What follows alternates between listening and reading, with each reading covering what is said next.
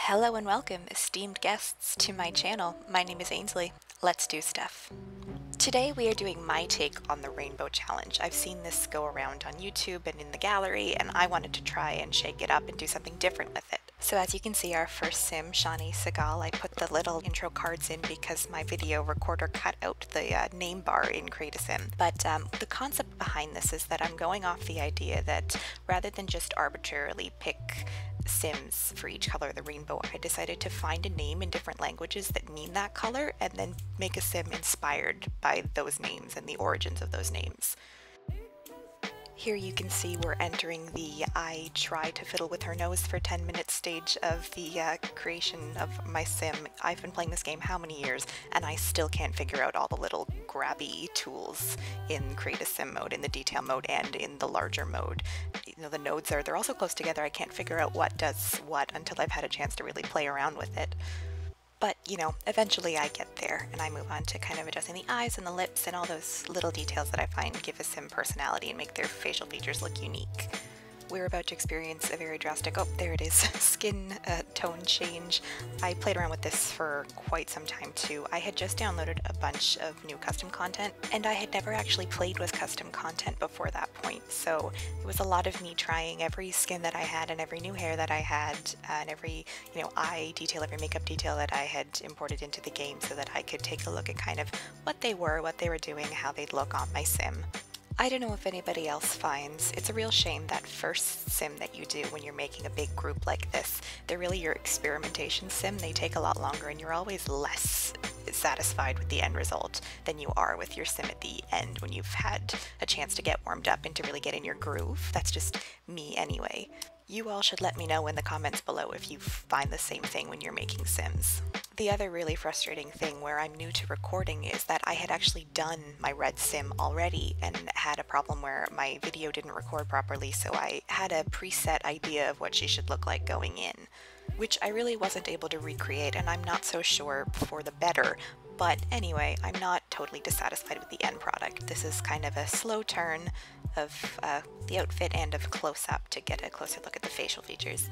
Next up is my orange sim, Sienna Falcone. She was a headache and a half. I can't tell you how long I took. I got halfway through doing her one way and, you know, got through another couple sims and then decided I really wasn't happy with her and went back and I adjusted her again.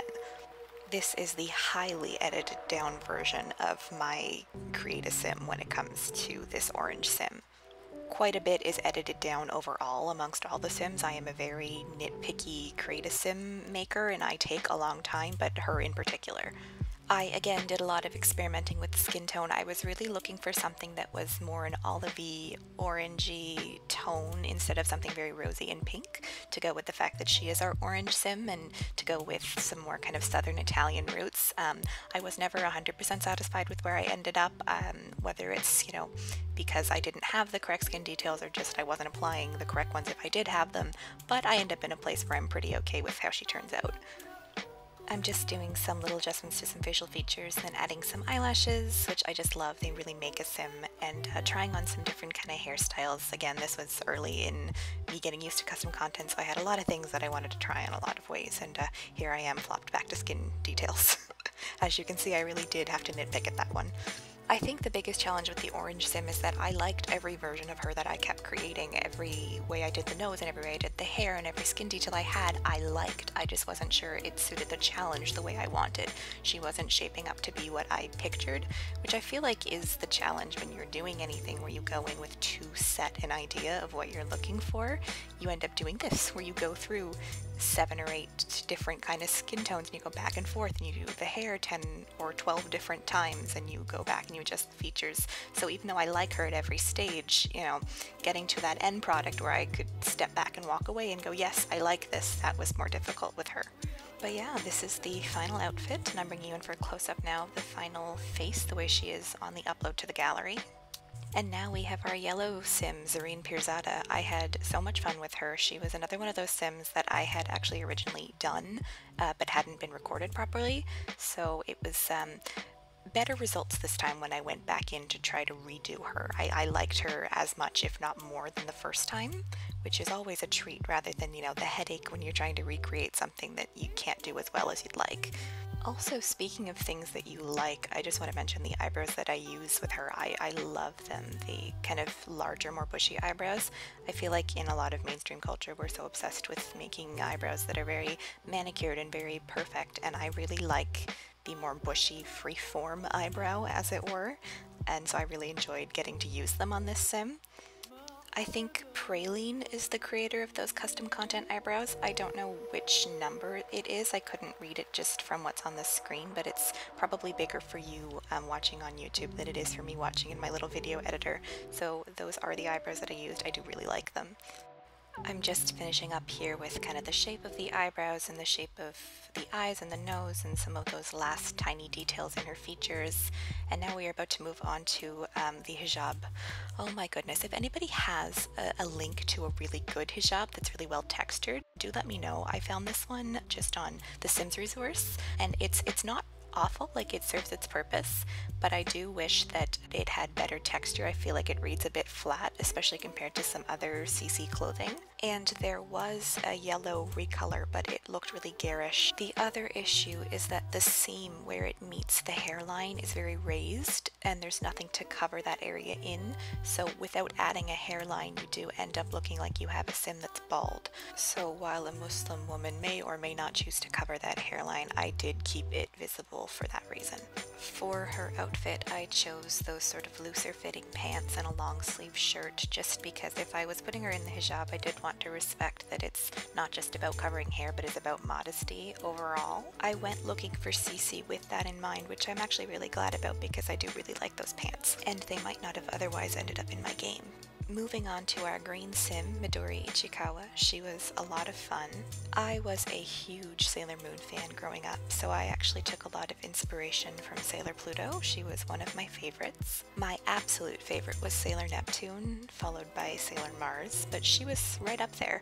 I really had a thing for the mysterious ones, I guess, which is probably still true to this day when you look at who my favorite characters are now. I had to do a lot of trial and error with this sim as far as skin details go, because some of them do completely overwrite the monolid, which is obviously not a good look. What I found so enjoyable about this challenge, the way I've done it, is that it allowed me to explore beauty that wasn't just Western centric and that didn't just revolve around European features. And I really like the vast array of sims that each look very different and unique that I end up with doing it this way. I think I might use this concept, or at least some variation of it, in other Create a Sim videos going forward, so if that is something that people like, let me know in the comments, or if you have any suggestions for other approaches, let me know. I am one of those people whose creativity thrives from getting feedback. I'm going with some heavier eye makeup and cheek makeup on this sim. I felt like it did fit her very well. I was going for a sort of rocker chick aesthetic, despite the fact that nothing about me says rocker chick. That's the beauty of The Sims, is that it lets you explore things that you maybe wouldn't or can't in your own life.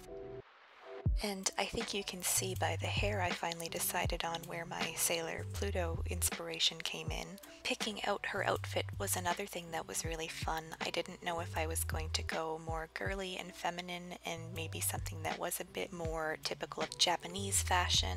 When I was in high school, a girl from Japan lived with us as an international student in my home for a year, so I got to know a lot of kind of her fashion sensibilities and was inspired by that, though ultimately I did go in a more punk rock direction where she was very girly and feminine. Also, I added whatever traits I thought these Sims might have, but if you download them, feel free to replace them with whatever you'd like. And you can see where I gave her the planet necklace as a final nod to Sailor Pluto. Next, we have our blue Sim, whose name I like to pronounce in an Irish accent, Gautam.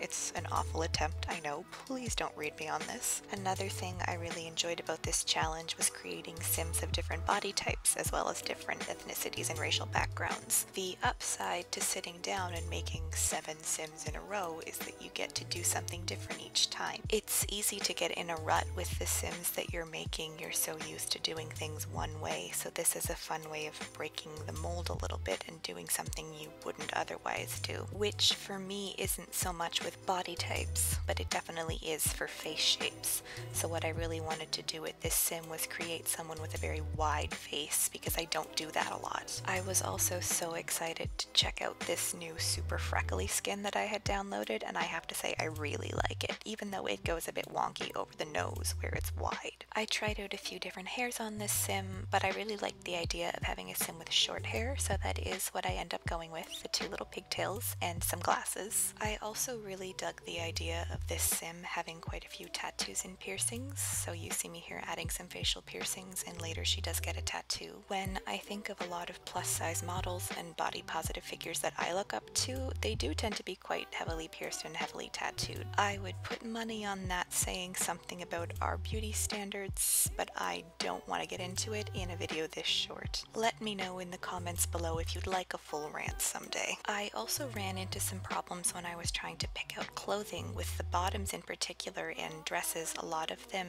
glue the arms to her side. They're not designed to be worn by plus size sims. Somehow even pixelated fat girls can't shop for clothing in peace. I gave her some combat boots and some fishnets and a crop top because she read to me like a we should wear the crop tops we'd like to wear kind of gal, and bottoms that didn't distort her arms. I don't know if that's a problem when you get into gameplay, but I wanted to be on the safe side. Plus, those particular jeans just look super cool. Moving on to our indigo sim, Neela Mahajan. Like yellow and red, I had done her before, and she's another example of a sim that did come out better the first time around, I suppose depending on what your definition of better is. I changed the outfits on the original indigo and uploaded her to the gallery as Kamala Anand, if you have any interest in checking out what she originally looked like. And this is where I really have to give props to the custom content creators uploading these custom skins. I find they let you be very specific with the particular skin tone that you're looking for.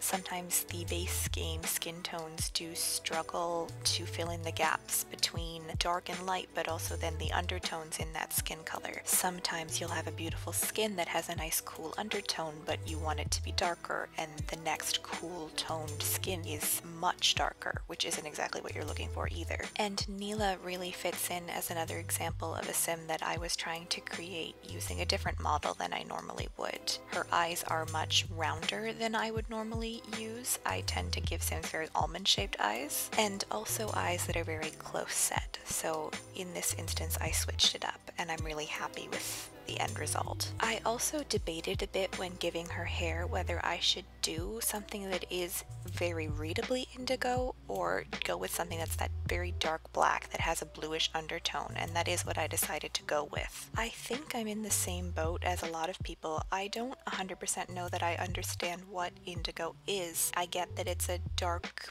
bluey purple, but I'm not sure that I could pick it out of a lineup. Also, I am awful for giving my sims the same clothes, so you can see me there checking the jeans to make sure they're not the same as Gautam's, which they absolutely were. But I at least realized my mistake and switched them out. No harm, no foul. Because I didn't go with very readably indigo hair, I did give her an indigo lip, which I actually really like, even though I know crazy colors aren't everyone's cup of tea. I personally own many shades of eccentric lip colors, so I'm not bothered by it. And while I don't like her as much as the first attempt, I do like her. And lastly, we have our violet sim, Yolanda Cuaron. Violet is one of those tricky colors where it's difficult to not want to just up and name your sim Violet. And while I think it would be a lot of fun to make the Baudelaire orphans in Cass, this is not that video. Reading online, sources were definitely split on whether Yolanda really qualified as a Spanish name or not, but the sources that did list it as a Spanish name listed it as Spanish derived from French, which I'll take. You'll have to let me know in the comments if you agree or not. With Yolanda's character design, I wanted a very muscular sim who had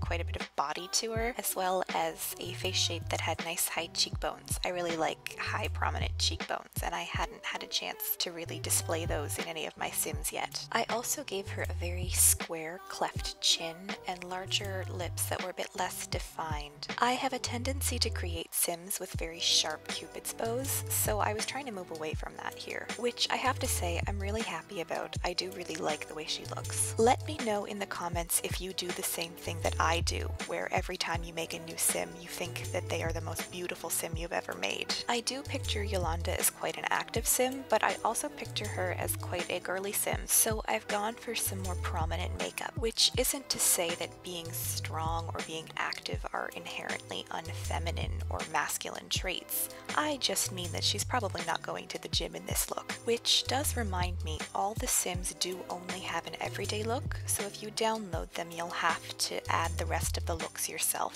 I also settled on braided hair in that nice purple color. I was picturing Yolanda as an Afro-Latina sim, and where I had just downloaded a bunch of new custom content for Afro-textured hair, I was quite excited to use it. I don't particularly find that the clay hair suits Afro-textured hair, though they've definitely gotten better from that terrible afro that came with the base game. I decided to dress her in clothes that would suit a hotter climate and gave her some practical sandals that would be easy to move around in. I didn't have many expectations of what she'd look like going in, so I'm really happy with the end result.